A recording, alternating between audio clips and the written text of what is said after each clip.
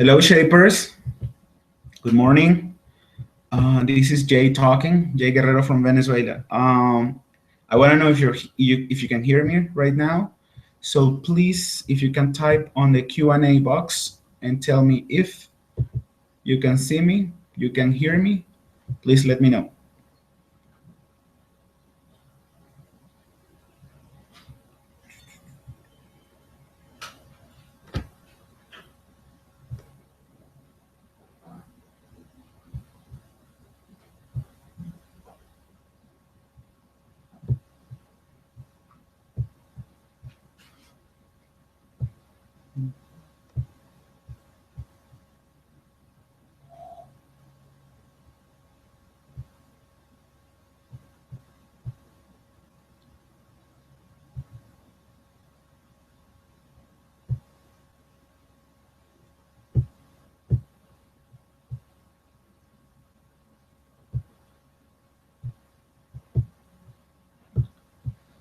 Okie dokie. It's in the Q&A box.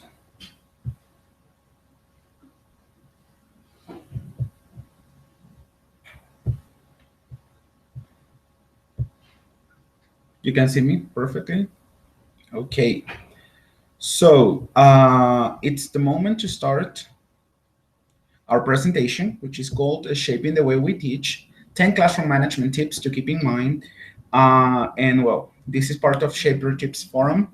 And we want to make this session interactive. So if you have any questions, any doubts, any concerns, anything you want to tell me regarding what I'm talking about, or maybe something else, you can actually type your question on the Q&A box, the Q&A section right here, and well, you can do it. And at the end of the presentation, I could answer, or I can answer some questions, some of those questions. If I can answer them all, that could be amazing. Okay, so as you can see over here, and I think you can see it because I'm pretty new at this technological stuff. There's the presentation right here, which you can see. Okay. Can you see the presentation there? Yes. Okay. As you can see in the presentation right here. Ciao. Ciao. Okay, that was my roommate because I'm broadcasting from home. So yeah, that was my Italian friend. Good. Let's go with the first part. First part of the presentation is about tip number 1. We have 10 different tips we're going to be talking about. And those 10 different tips are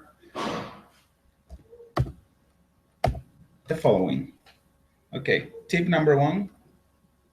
Tip number 1 is about getting to know your students, okay? So I know it is like pretty late to talk about a tip like this because it's already week 11 of the project, but getting to know your students is something that is extremely important for you to do.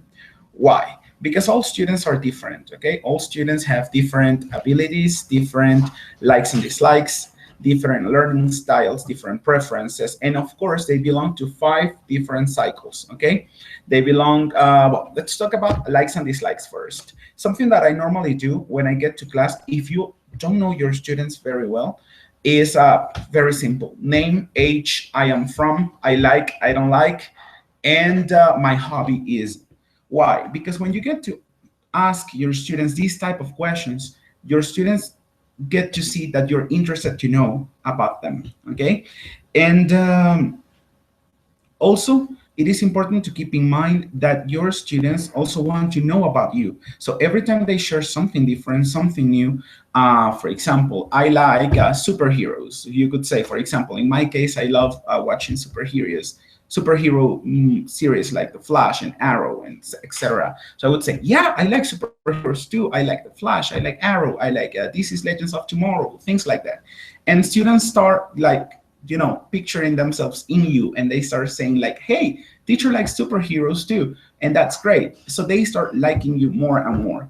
And that is about likes and dislikes. For example, there's something very curious in my class. I said like, I like About Colombia, I like ajiaco, but I don't like mojarra frita. And they would say, "Ush, teacher, why don't you like mojarra, or why do you like ajiaco? I don't like ajiaco." And then you get them to talk just by mentioning likes and dislikes. Okay, learning styles, as we were talking before. When we talk about learning styles, we have a little picture right here that basically represents it all. Auditory, visual, or kinesthetic. Okay, your students are going to have a learning style, and you have your own learning style too. So you have to show them that they can learn from many different ways. If they have one way, you should focus on activities that are associated with that way of learning. But it is better because you never have only one type of student. So the basic idea in here is to incorporate activities that include the three elements, okay? For the visual ones, for the auditory ones, and for the kinesthetic ones. So normally PowerPoint presentations tend to be really good, but getting to PowerPoint is not something that you want to do. But if you incorporate things like videos or things that they can do, you can actually incorporate all of these skills. What? Visual, because they're going to start seeing a presentation. Auditory, because you're going to hear you, okay? And kinesthetic, that is the hardest part to include in a PowerPoint presentation. Why? Because you need to get them to do something with their hands, okay? So they can grasp and they can see and they can get what they are saying. With the kinesthetic part or the kinesthetic side, I suggest, like in these PowerPoint presentations, you can switch to videos, and videos with like choreographies or things that they have to do is going to be something good for them to use the kinesthetic side. Or you could incorporate different activities afterwards that can incorporate, or that can where you can apply the kinesthetic part of your learning styles or your students' learning styles. When we talk about a group type, we know we have different cycles: cycle 1, 2, 3, 4, 5. You need to know the basic characteristics about each and every one of these groups. Why? Cycle 1 students, you remember that cycle 1s include normally cycle 0 students. Cycle 0 students are 4 years old, sometimes 3. And cycle 1 students have, like, they are like 5 or 6, 7 years old, okay? First and second grade. Students in this age, you cannot, like, have a notebook, get them to copy. If you do that with your students, you're going to lose them, okay? And your management is going to go bad in that sense. Why? Students at this age tend to be really curious about doing new things. They get to be really kinesthetic. They have a lot of energy. So you need to do activities that can let them, lower their levels of energy, and then do something that can calm them down a little bit. So for example, they come to class, they are super excited.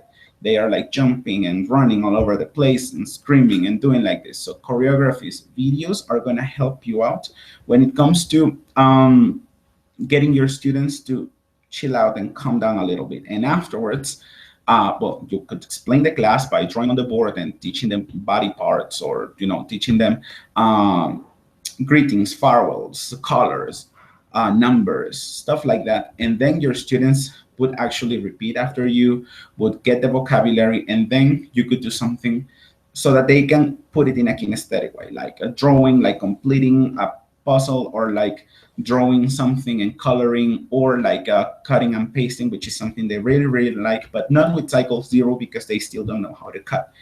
Well, that's basically cycle 1 students. They have a very short attention span, so your activities have to be varied and you have to have plenty of them.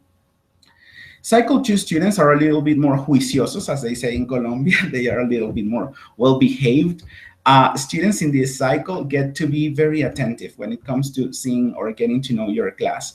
They want to do everything and anything, and they want to pronounce, they want to do things, okay? It is important for these type of students to show vocabulary, but when they learn this vocabulary, you build up with more vocabulary so that you can go scaffolding, which is something I'm gonna talk about later. But they like a lot of vocabulary input. These students get to be very responsible when it comes to copying on their notebook. So if you have a note, or if you ask them to bring a notebook to the classroom, try to check it. Okay, they always want you to put like a stamp on them, or like a happy face, or like something like this, so they can show what they have done, what they have accomplished. And parents are always going to be willing to see what they learned in the class. So Cycle 2 students can already read and can already write at a normal pace. So you could do activities, not something too long, but something that actually they can get quickly, they can write quickly, and they can practice with quickly. Incorporate also videos and stuff, but also games. They are not about doing too much choreography like Cycle 1 students. So your Cycle 2 students are going to want to know how to do things and know how to repeat and repeat and repeat things. Okay. Let's go with Cycle 3. Cycle 3 students tend to be the hardest part, okay? I remember Annie from Shape Colombia. She gave a presentation during IPS, and she gave a presentation on how cycle 3 students are. And actually, Cycle 3 is like 3 different stages, because there's 5th grade, 6th grade, 7th grade. So these are the students who you can lose your management, class management with very, very easily. Cycle 5 students are turning from juiciosos to rebellious. Okay, because they're going from 4th grade to 5th grade. They tend to be a little bit more challenging than the previous one, which is 4th grade, Cycle 2. Cycle 6 students are right in the middle. They are not teenagers, they are not children, they are dealing with it. And Cycle 7 students start to say, okay, I'm bigger, I'm not a kid anymore, and they start liking people, and they start doing different things in the classroom, like playing jokes on others. It tends to be a little bit more tense. What has worked with me with Cycle 3 students is that they normally want you to actually listen to them. They want to express themselves. They want to say many things. And if you can relate to those things and go back to your youth, when you were younger, and you actually experience some of those things at that age, you can share a little bit with them, so you can like build up a communicational bridge that can say, oh, the teacher is so cool because he is like us.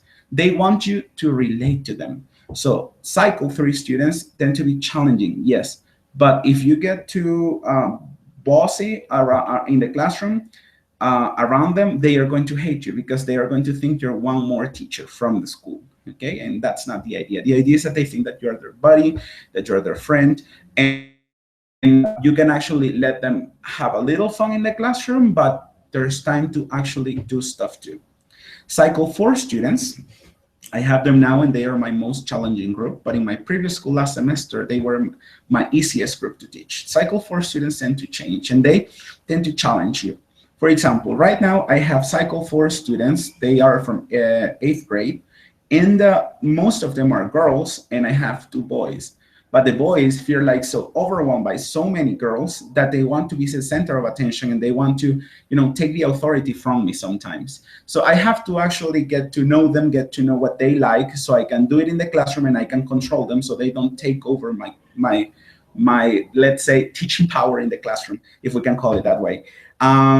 Cycle 4 students tend to be a little bit focused on technology. You're going to see them with music. You're going to see them with their phones. And something that I learned from another shaper from this session, who is Victor Hugo, is that with these students, you need to actually incorporate music or something like series or movies or things that can keep them controlled, that can keep them focused on what they are doing. So using their phones to find things on the net, to download music, or to incorporate like picture taking activities in the classroom. Those are the type of activities that could work with them. I know that for Cycle 4, videos work big time. Why? Because videos actually are what they want to look at, focus on, and find information. So if you develop a lot of listening and speaking activities with videos, and you have a handout for those activities, they're going to want to complete it. But if you get like a too PowerPointy, a lot of vocabulary and vocabulary input and choreography videos and stuff like that, the previous cycles, those activities are definitely not going to work. Cycle 5. Cycle 5 are the nicest ones. They are about to finish. In terms of the context where they come from, they tend to be challenging a little bit, but they can also be your best buddies. It depends on how you see it, okay? They want to show off.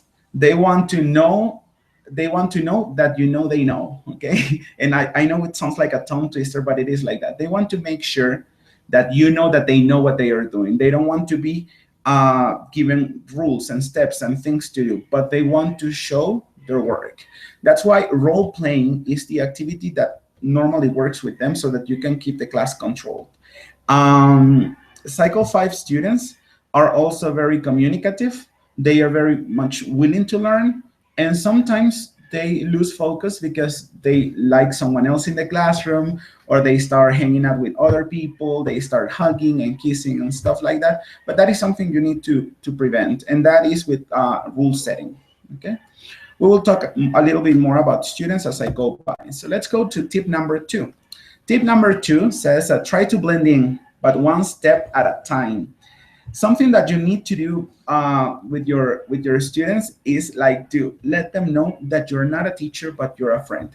Remember that when you teach, it's not like traditional teaching. It's not like you lecture and you teach the lesson, they have to copy and they have to memorize, learn, and bring it to the next class. No, but you have to have the roles of a counselor, the roles of a coach, the roles of a friend.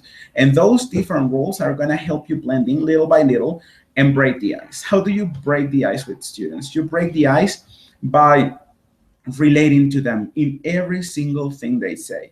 Okay, relating to them will let them know that you're a human too, that you're not like a super powerful hero who is from another planet and who doesn't go through the same things they go through. Okay, every time that your students say something, if you can relate to that and you can remember a time when you did that, that could be perfect.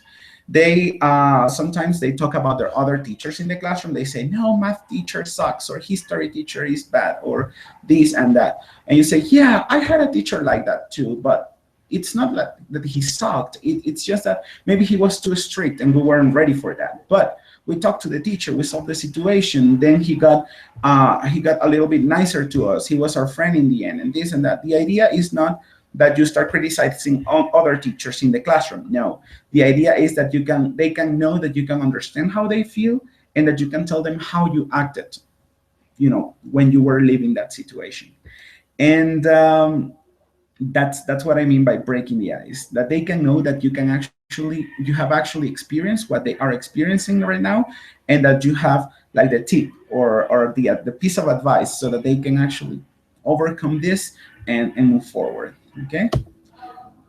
When we talk about tip number 3 is classroom arrangements. Classroom arrangements make your aim easier. When we talk about the aim, what we mean is what you want to let them know. Okay, in classroom arrangements, we have the different classroom settings, and I know you can have that in the handbook of the British Council and the Secretariat of Education, or Secretaría de Educación.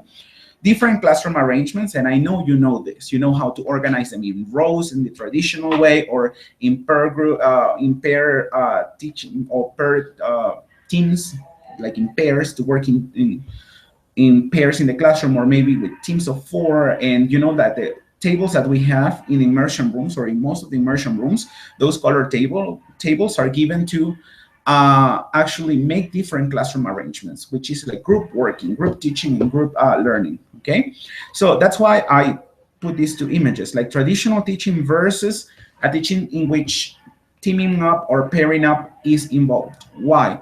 Because you want your students to exchange information. Okay, remember that you don't want to lecture them, and lecturing students will let them remember that they have an extra room, which is immersion room, that is after school, that looks just like school. And that is not something that you want to let them know. You want to let them know that they can actually arrange tables as they wish, sit down with the people they want to sit down with, share with the people they want to share with, and so like a place where they can be themselves and they can actually pair up, team up, talk about what they like and dislike in the class, participate in the activities, but surrounded by those people who they want to be with. Okay, remember that sometimes they come in a little bit insecure. They want to feel some sort of security, some level of security, and they look for their mates, their friends, so that they can actually achieve this. They can feel confidence, they can feel security, and they can participate in this class, which sometimes can be a little bit challenging for them. So mix it up, change your classroom arrangements, and that can be something very beneficial. A tip from another shaper, which is Jefferson from Costa Rica. He told me once that he wanted to make a classroom arrangement so students could communicate more easily in a during a communicative activity. His support teacher suggested, no, but why don't you put them in or divide them in pairs? And he said, no, I want them in four, in groups of four. And then they were like kind of deciding which was the best way. But actually, Harrison, because of his aim, he wanted them to exchange information from three different people so they could gather more information to share with the teacher and therefore exchange more uh, language output, which is English. Okay, and this his for his aim, which was like that they could remember, that students could remember as much information as they could and share it with the other students. The classroom arrangement of sitting four people in a table was better than just having dialogues, people in pairs. So that is how it works. It's not, there is no like a right or wrong classroom arrangement. We are going to try to avoid the traditional one, but it is important that according to the aim you have, your classroom arrangement has to go with it, okay, in a parallel way. Okay, if we go to tip number 4, we have discipline in L2 from D1. Okay, when we talk about L2, is language 2, okay, foreign language, the language that they learned as their second language, which would be English in this case, because their first language or mother tongue is Spanish. Their first foreign language would be English. That's the L2. D1 is not the supermarket where you where you tend to go to buy your cheap stuff, the uno. D1 means day one. That means that, and that is something that I learned from my Secretariat of Education coordinator, Clara Lozano. Setting rules is the most important thing that you do when you start your class with your students. And not that class in week 11, but a class like when you start the semester. But if you haven't done so, it's important that you take your time to do it. So print different posters or different pieces of paper which have the different rules in the classroom. No chewing gum, no paying attention to the teacher, listen to others while they talk, while they speak to you, things like this. And they have to be all over the classroom, and they are going to help them understand that when you point at them, they are doing something wrong. For example, my students, when they chew gum, I said, hey, look at that. I point at my sign about not chewing gum, and they know exactly what they have to do. They have to stand up and go throw it away in the trash can. So discipline is important, but not discipline as this referee that you see over here, like red card, you're punished, you're fired. No, or you're expelled from the game. No, it's like you let them know that you know what the rule is, but not in the way of a traditional teacher. So you laugh and you say, for example, hey, you point at your mouth and you say, you're chewing gum. And then the student, oh, teacher, lo siento, or sorry, teacher. And they stand up and they do it, okay? Just like that. It's really simple. Tip number 5, competition beats boredom. Competition is extremely important, but it is also important the way you consider competition has to be approached. Competition cannot be, as in the left side picture, in which you can see number 1, number 2, number 3, individual players trying to win and trying to be number 1 individually. But competition has to be like the second picture. The second picture can show us 5 different kids with 5 different sports. We have rugby, we have tennis, we have basketball, soccer, and baseball. So in these 5 sports, what I wanted to imply is that they have different abilities. They have different things to contribute with, okay, to a team. So let them work as a team to find what they want to achieve. But what do they want to achieve? And that is a tip that Victor Hugo gave in the previous session when he shared in the ISEC house about some tips to use in the classroom. He said that competition is something that really works for him in the classroom. I tried it myself and it has worked for me a great deal. So I create with all my different groups, I tell them, choose a team name, divide in teams of 4. Be with whoever you want to be, okay? Choose a team name. When you choose a team name, okay, I put them on the board and they start getting points out of everything good they do in the classroom and losing points out of everything bad they do in the classroom. They have to get to this limit, which is 1,000. When you get 1,000, you're a winner. But all the teams have to get to 1,000 so they can get a special prize. What do you find with this? Students can compete because they want to be the first ones to get 1,000 points in the classroom. But when everybody gets 1,000, everybody gets a prize. The idea is not that there are losers, but that they know that eventually they can become winners. When you do this activity, this competition, this kind of competition where you copy every class in the classroom, how teams are, how many points, and I usually tend to put positives or negatives in a circle. So if they get a positive, that positive means that they get 25 points for something good they did. And if they get a negative, they lose 25 points for something that they did. So this is going to help them uh, control the others, control students in the classroom, because if there is one that is very talkative, they're going to stop talking. If there is one that chews gum all the time, he's going to stop chewing gum. If there is one student that normally talks when teacher is talking, they are going to shut him up. They're going to tell, hey, shut up, cállese, cállese, que el teacher habla. So they're going to be like this.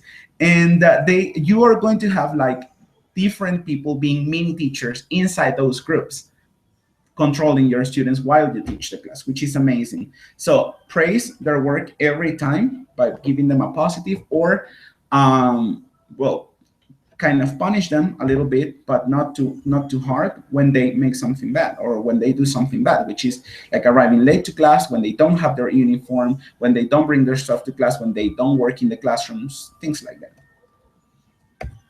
When we get tip number 6, which is the next, we have RRS, routing, recycling, and scaffolding. When we go with the routing, it is something I also learned from my previous support teacher and also my set coordinator, which is developing a routine is crucial in the classroom. Why? Why is this crucial? Just because when you develop a routine, you get them to know or to remember in every class what's the first step that they have to do. So I don't have it in video right now, but I'm gonna do it with you in a song, which is the introduction song, the introductory song, the greeting song that I do with my students all the time. So it goes something like this. I said something like, good afternoon, my students, how are you? They are going to, put their right thumb up, and they're going to say, fine, thank you, with their right thumb up.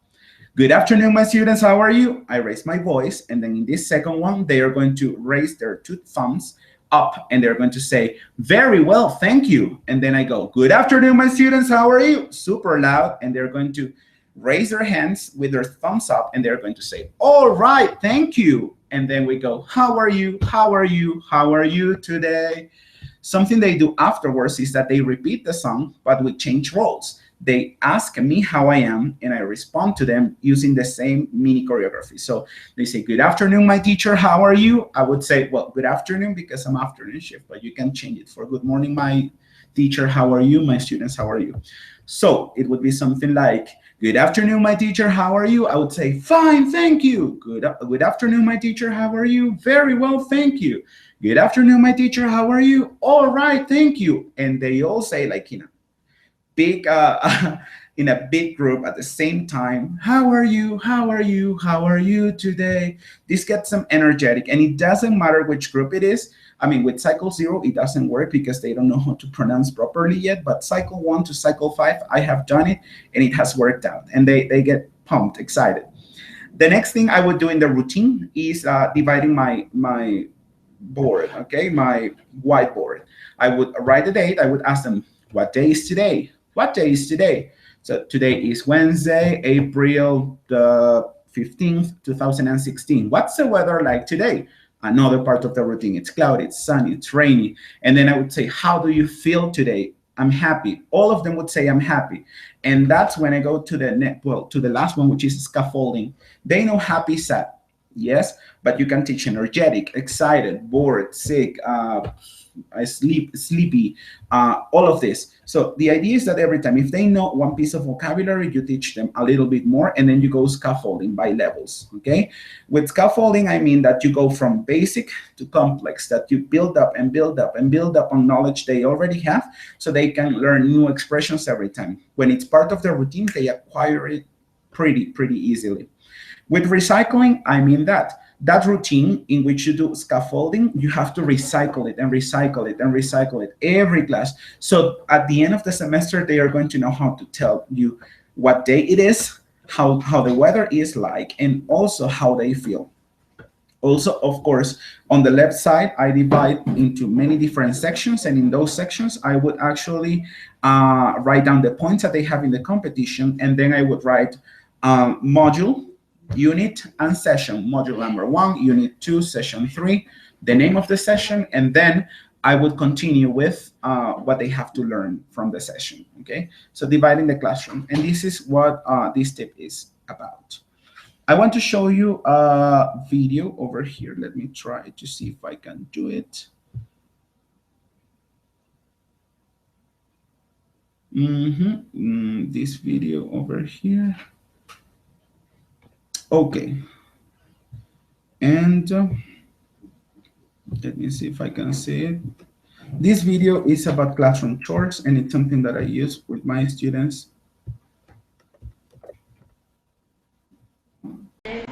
Hello, students. Hello, teacher. Okay, the classroom is a mess. Let's organize it, shall we? Jenny, please organize the red table. Red table. Very good. Now organize the green table. Green. Yes, very good. And now organize the blue table, please. Very good. Thank you very much, Jenny. Dylan, please organize the chairs. Very good, Dylan.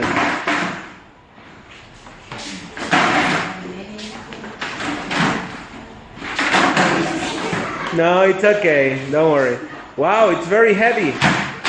Thank you, Dylan. Lauren, please erase the board.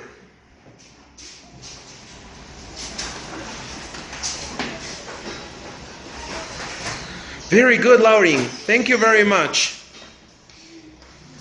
Yes, you can sit down. Paula, please pick up the papers on the floor. Yes, pick up the papers, please. Can you give them to Nicole, please? Give them to Nicole. Nicole, can you please throw the trash? Yes, please, throw the trash. Yes. No, throw it, yes. Thank you, Nicole. Thank you very much. Sit down. Oh, someone is coming. Alvaro, can you please open the door?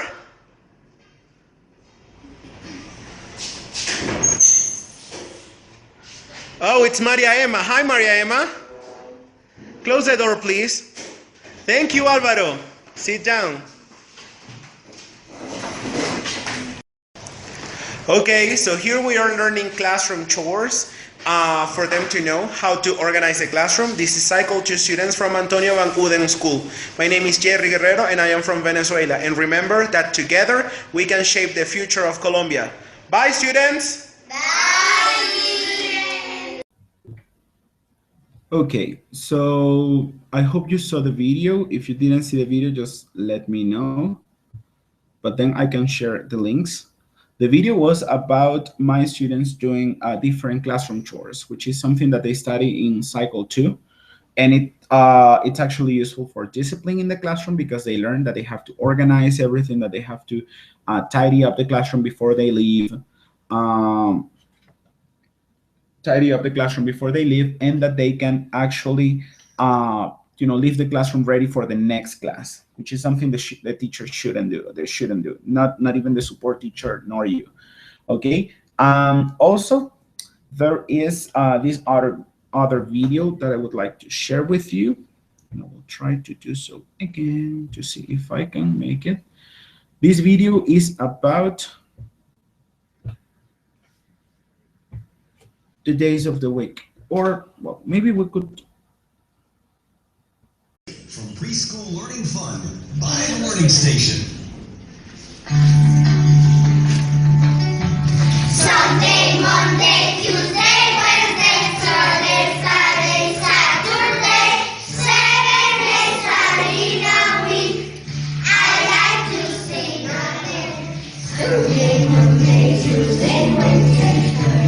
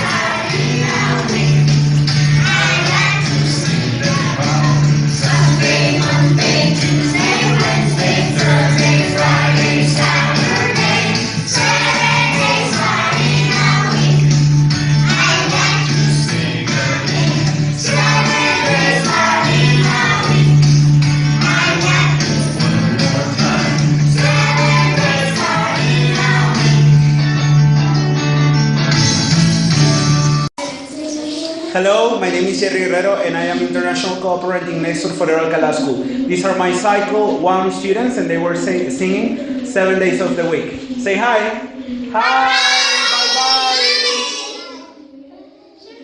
Bye-bye. Remember that together we can shape education in Colombia. Bye-bye. On days of the week, and I will tell you right now what it is about. Okay, so that day, that video was with my students from my previous school, Nestor Forero Alcalá in Engativá. My students learned that video so that they could, of course, learn the days of the week, but also develop their routine. Okay, they always like to do this video before they started class. So it was part of our routine, and they didn't know the days of the week at first. They would say something like Monday, Tuesday. Sometimes they would look at their notebook and read it incorrectly. But after they learned with this video and they incorporate it into the class routine, they could actually master it very quickly. So that was the video about days of the week. I didn't know if you could hear it because I'm trying this for the first time, but I hope, well, I basically described what you just saw. So they would sing something like Sunday, Monday, Tuesday, Wednesday, Thursday, Friday, Saturday, and they would go with the chant until they learn all the days of the week. Okay, so let's move to this next tip, which is tip number 7. Make your students the protagonists of their own learning. TTT versus STT. Okay, TTT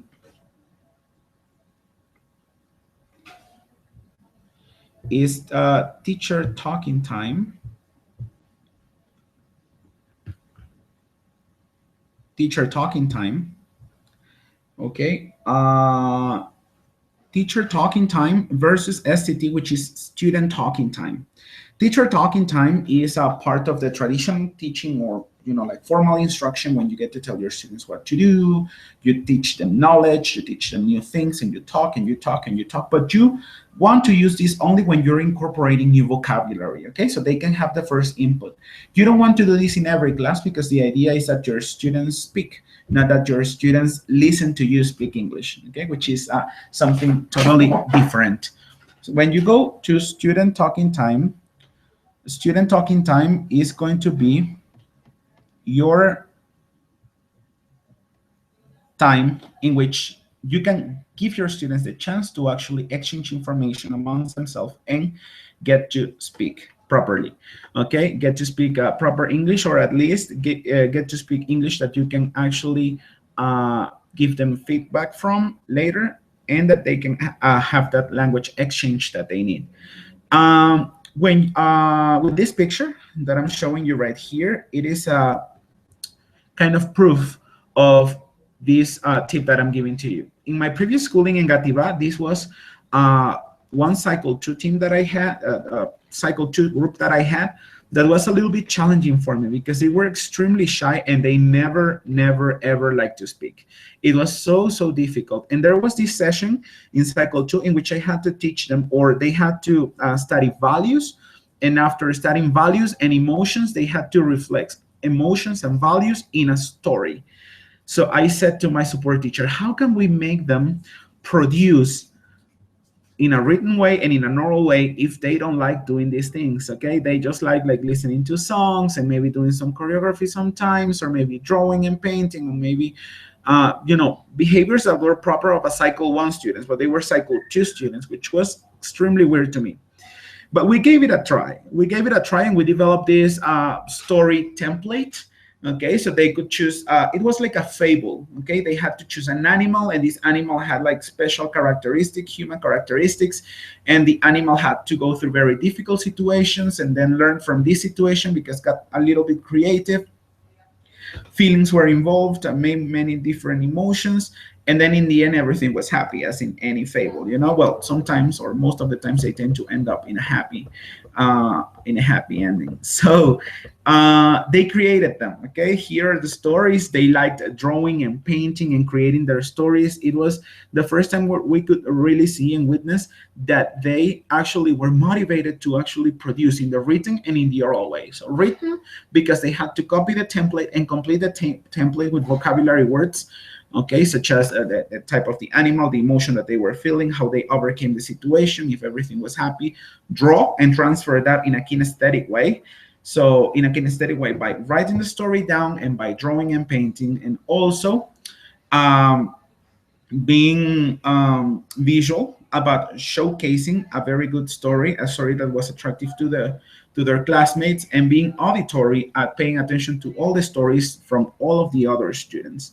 So this was really, really successful, and it was something I thought it was very difficult for them to do, but you just have to mix it up. You just have to change things a little bit and actually adapt them to every group that you have in your classroom. Okay, so it is the idea that they can be the protagonists. They were so happy and laughing and smiling at the picture because they knew they could achieve something that for them was really difficult, but they could actually do it. They were the protagonists.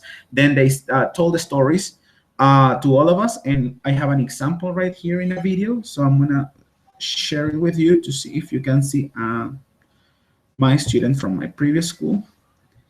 And the idea is that you can actually see what he accomplished. Okay, well, I'm going to show you his video, and then I'm going to show you a couple more about making students the protagonists of their own learning. Once upon a time, a dog was hungry in the jungle. He wanted to eat, but he couldn't do it. He felt sad and he found meat. After that, he crossed a lake and he could eat and he was happy.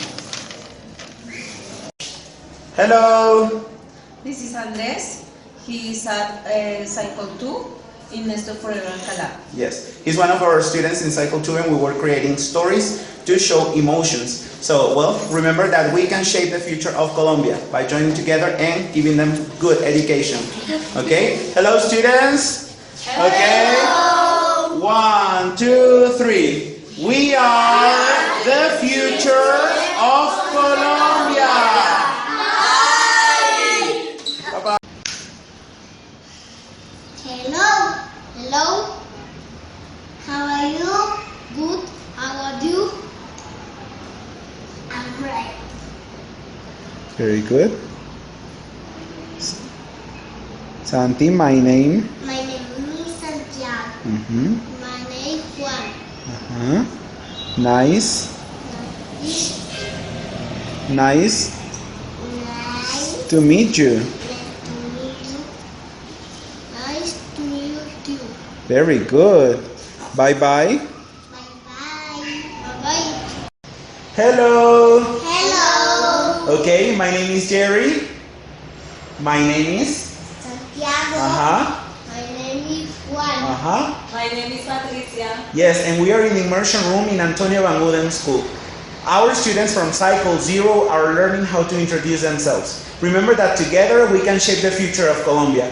My name is Jerry, I'm from Venezuela, and I am a shaper. Bye bye! Bye bye. Bye bye.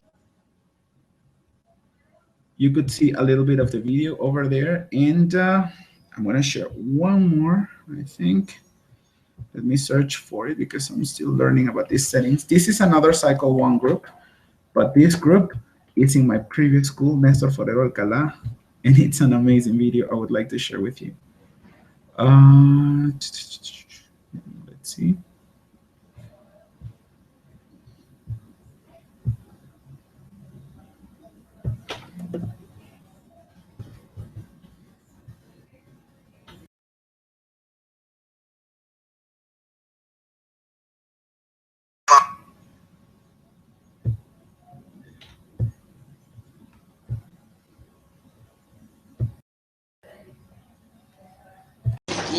What animal are you? I am an adult.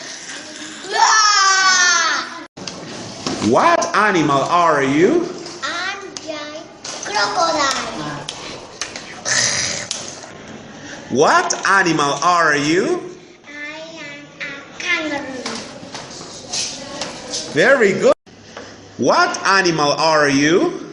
I monkey. Yeah. What animal are you? I am I am an octopus. an octopus. Glue, glue, glue. Glue, glue, glue, glue. Very good. Hello, everybody. Hello, we are Jerry and Mercedes. We are working with the students from cycle number 1. They are very, very intelligent. We are happy working with them. Yes, and this is Nestor Forero Alcalá School. Remember that together we can shape the future of Colombia. Bye.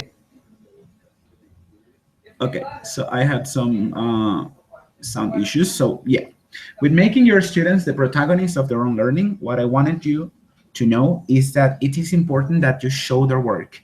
Okay, the first time that I filmed a video, students were like scared. No, who's gonna see us? Is it gonna be good? Is it gonna be bad? No. I said to them, show what you know, and it is important that you get to see it. We're going to see it together. You're going to see how you did, and you're going to see that you can speak English. Your parents are going to see it. Some people at Secretaría de Educación are going to see what you're learning in the immersion room, which is very important. And they got motivated, and they get to show their work. And you could see Santi introducing himself to Juan. And they are Cycle 0 students. They are 4 years old. They are so very young, but they could produce a short dialogue. Hello, how are you? My name is, nice to meet you too. Bye-bye.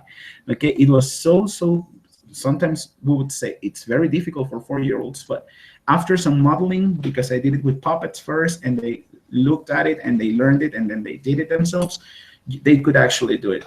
Then you saw my student Andres from Nestor Forero Alcalá doing the storytelling, which was the first video.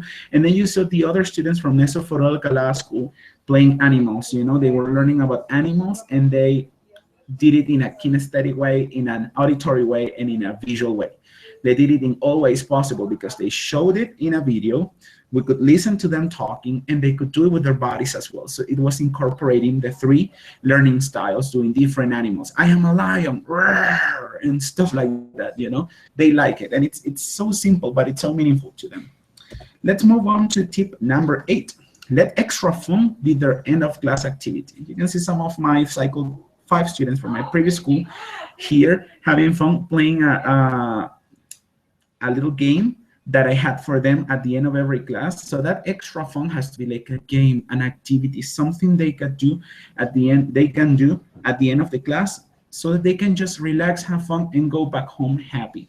Of course, big students like Cycle 5 students are going to like an activity like this.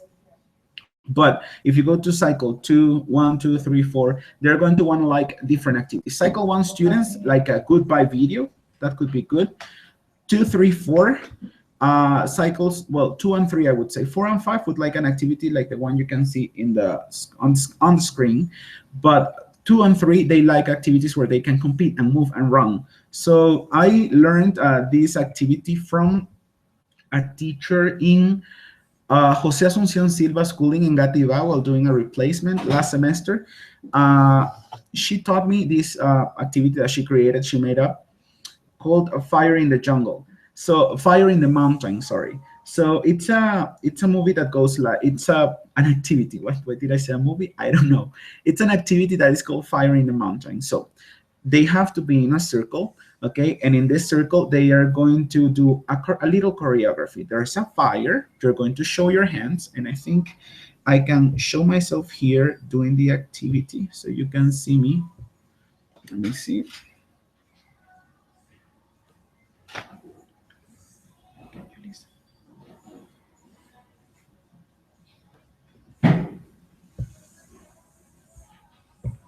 Let me see if I can show myself.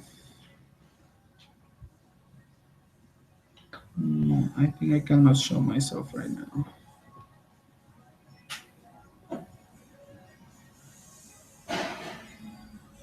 Okay, let's see.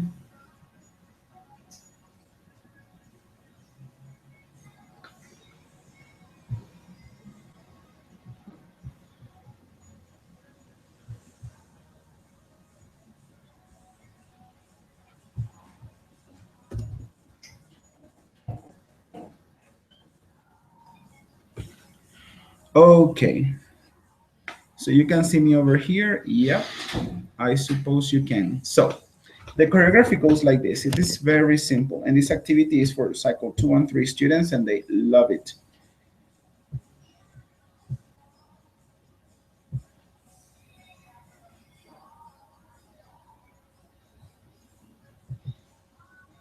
Give me 1 second, and I will be sharing my activity with you.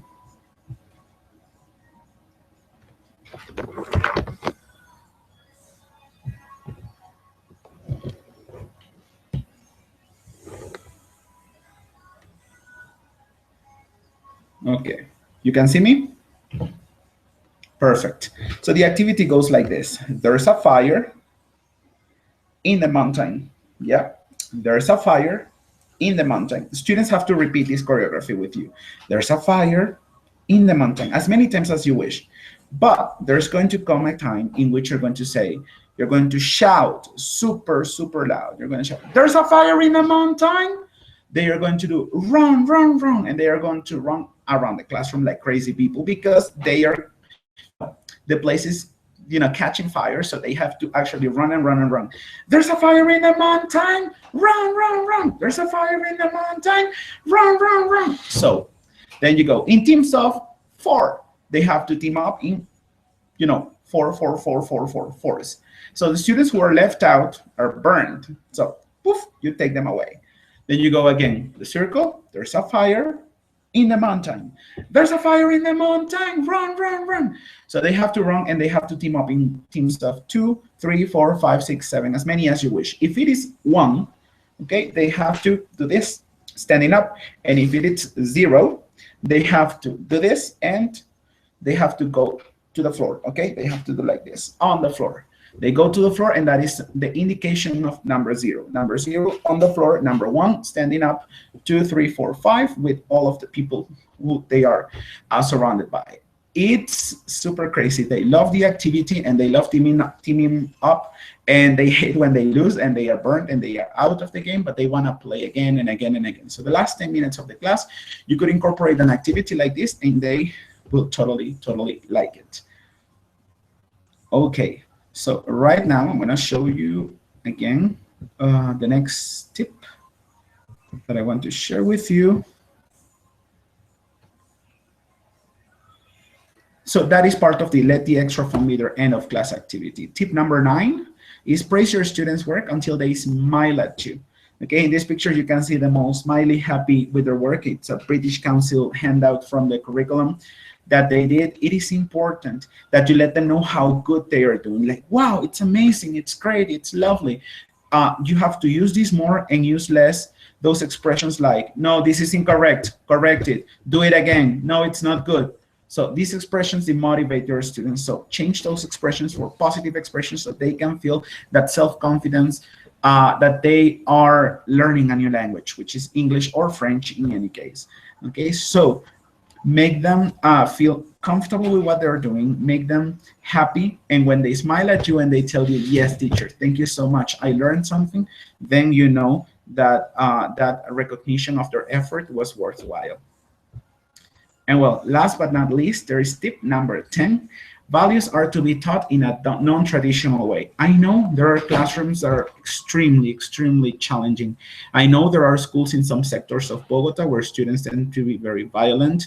They tend to be, not very attentive to your class. Sometimes they get offensive a little bit, and they have different, they are going through a lot of things back home, and those things shape the way they behave. But we are shapers too, and we have to shape the way they learn and the way they behave as well, because we are teachers, we are counselors, we are guides for them. So we are the ones who have to set the example for these students. I remember a tip from another shaper, from a friend, who told me that in his classroom environment is really challenging. Students tend to be very violent. They tend to fight a lot. They tend to curse. Sometimes they tend to, do all of the things that they shouldn't do in the classroom. He told me that one great idea is like to actually get to tell them about his own experience in life.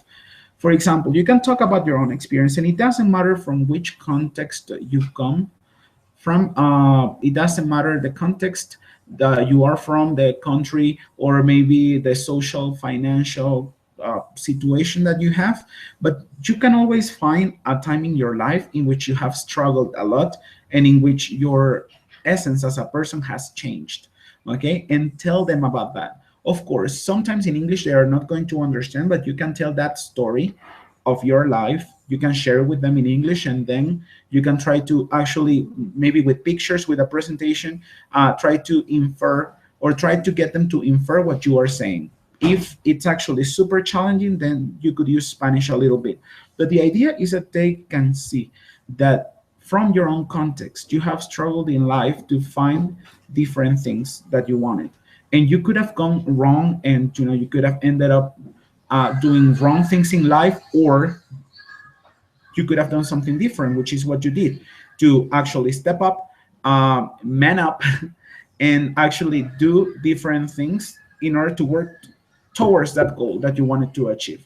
For example, I could share a story about me back home in Venezuela. My family was not very rich. We didn't have all the resources, but even so, I'm working in a different country, and I'm doing what I want and what I love just because I put a lot of effort in it and stuff like that. Of course, you don't have to make it that short, sorry, but I'm just trying to give you a little grasp of the activity per se. In that way, they can see that you are also vulnerable, just like them, that you also have problems, that you also struggle. But even when you had these situations in life, you could, be successful and find and achieve your different aims in life. So in a non-traditional way, I say it because it's not like, today let's talk about honesty. Honesty is a value that you can see in people who blah, blah, blah, blah. No, they are not going to like it like that. But if they see something that comes from your own personal context, they are going to appreciate it way more, and they are going to be more interested in actually knowing how they can achieve things. This shaper friend of mine told me that students were actually very motivated afterwards and told them, hey teacher, I want to learn English like you. I want to go travel to your country. I want to go see different things in the world. I want to get out of Colombia one day and travel to a different context, a different country where I can meet different people. I can experience different things, take wonderful photographs and stuff like that. So you get them motivated in a way or another when you get to teach, when you get to include in your teaching things from your own life, from your own experience, so that they can know that you are just like them. So, those were the 10 different tips for classroom management. And I would like to know if you have any questions, any concerns, if you can go to the Q&A section, and you can make comments. I have comments from Paola. Okay, how you control the time for each one of the activities. Okay, that is something that I do when I develop my planning, and that's why I have an extra notebook, like a little agenda where I write down everything that I do in my classes. And in those classes, I dedicate a little bit of time for each activity. So how to control the time for each one of them. It depends on the activity that we're going to develop. If you're going to develop something like a role play for cycle 5, you can rest assured that that is going to take you 1.5 hours. So that's going to take you the prep time. You're going to show them an example. You're going to set the classroom rules. You're going to know what the instructions are for the activity. They're going to want to ask vocabulary, then to develop the script, then to practice the activity, and then to actually perform the activity so you can film a video, okay? It's going to take you that much time. Okay, if it is different activities like the ones that we did with the children, like routines and stuff, it tends to take maybe like a half an hour to actually get to do this. Okay, half an hour to actually do this, to show the routine, show the video, practice, and then do it again. It depends actually on the activity. The more communicative the activity is and the longer it gets to be, the longer it's going to take you to do it. Sometimes the curriculum suggests 20 to 30 minutes, but it normally takes you a little bit longer, just because your students still don't know the vocabulary. You have to pre-teach, or you have to recycle, you have to practice, and then you have to get to do the activity per se. So I think actually depends on your group of students and on the activity. If it is something really short, as learning a routine, maybe 15 minutes to 20 minutes, half an hour tops. But if it's a very communicative activity, like sharing in a discussion, in a role play, or maybe in an interview one-on-one to every student, or an interview in which students get to interview each other, that could take a little longer. Okay. And talking about that, I think I have a last video to share with you, which is cycle 4 and 5 students doing an interview on sports athletes.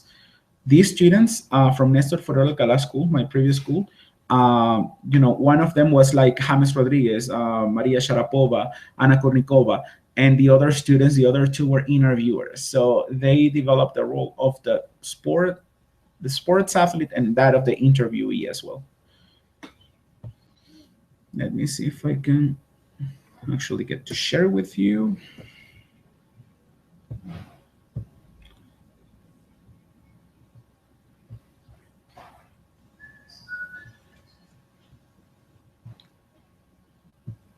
Okay.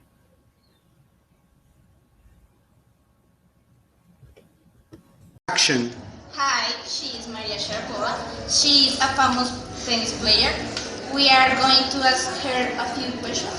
Yes. Okay. Good morning, Maria Sharapova. Good morning. Where are you from? I am from Niagara, Russia. Okay. Why did you choose sport for a living? Because this is my favorite sport when I am children. Okay. What benefits have you received from your profession? Tennis is good for my health.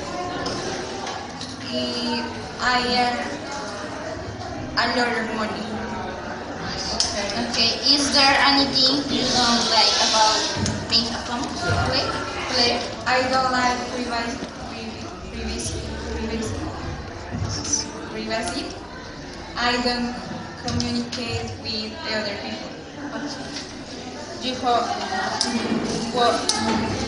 How would you like to change anything about your life?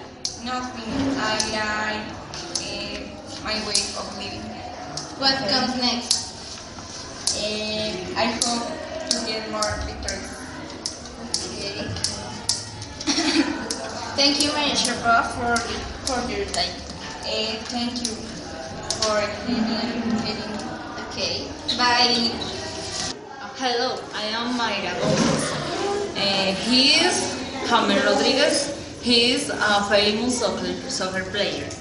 Now I am going to ask him a few questions. Yes, sure. Where are you from? I am from Cucuta. When did you choose a sport for a living? Because I like soccer. What benefits have you received for your profession? I earn a lot of money and I can stay in shape. Is there anything you don't like about being a famous player? It makes vulnerable privacy. Would you like to change anything about your life? I wouldn't change anything. What comes next? The 2018 World Cup in Russia and 2022 World Cup in Qatar. Qué bonita frase. Thank you. Thank you for your time. Thank you for me. For me, Okay, good. Here we are with my cycle, 4 students from Nestor Forero Alcalá School from the afternoon shift. Remember that together we can shape the future of Colombia. We are the future of Colombia. Bye. So that's what I meant by, well, that was the last video to show about a cycle for students showing their work. And well, remember these 10 tips, and I hope they can help you. Of course, they don't set up or they don't imply like route to follow or like a way to follow to have a successful classroom. It's not something that has to be science or that has been scientifically proved, but it's something that has worked in my immersion rooms and in the immersion rooms of fellow shapers. And I wanted to share with you these in shaper tips so that you could actually see what we've been doing, and maybe you can grasp a little bit of this and take one of the tips applied into your own classroom to fit these tips to your own needs so that your classroom can be or can keep on being very successful. So thank you so much for listening to this presentation and looking at it and checking it out. I hope to see you guys soon in any ISEC event. Thank you so much. And well, I would like to leave you with this expression by Nelson Mandela, this thought he had, or this expression he shared: education is the most powerful weapon which you can use to change the world.